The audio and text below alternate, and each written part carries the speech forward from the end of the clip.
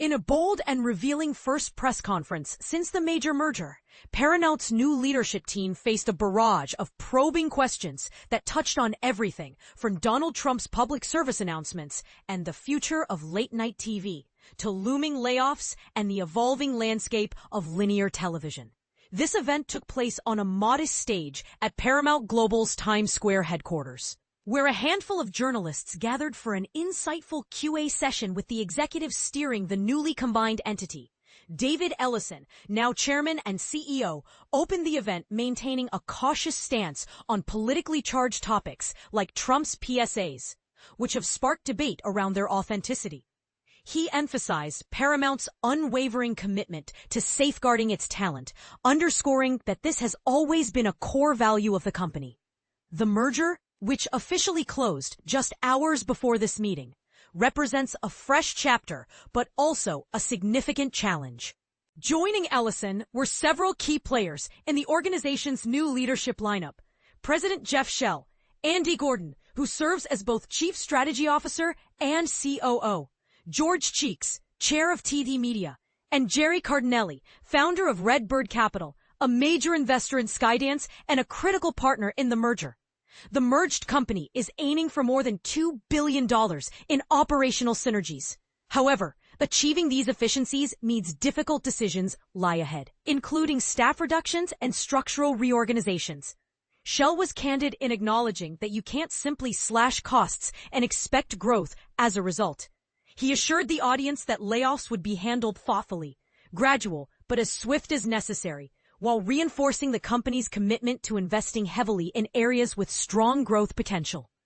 Andy Gordon added that the new Paramount will release specific strategic plans during its quarterly earnings call scheduled for November 6th, giving Wall Street analysts a clearer picture of the company's future direction. Regarding the fate of linear television, Shell made it clear there's no plan to spin off these traditional assets. CBS, for example, remains a strong performer, and Paramount's cable holdings now form a smaller slice of the business compared to giants like Comcast or Warner Bros. Discovery. Not all linear television is created equal, he explained, hinting at the diversity within linear TV's market value and audience reach.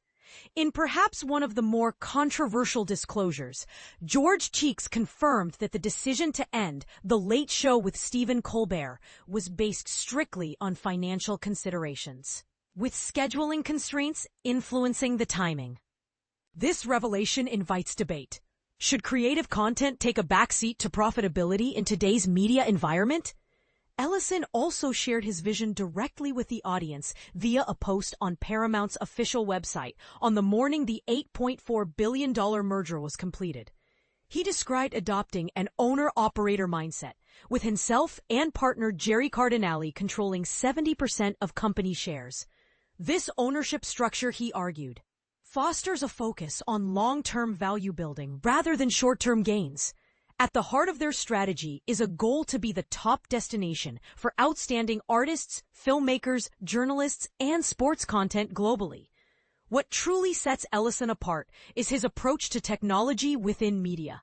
As the son of Larry Ellison, Oracle's co-founder and CEO, he brings a deep appreciation for tech's role in the industry, something he believes legacy media companies often overlook or fear. He stressed that modern media success isn't just about creating compelling movies or series.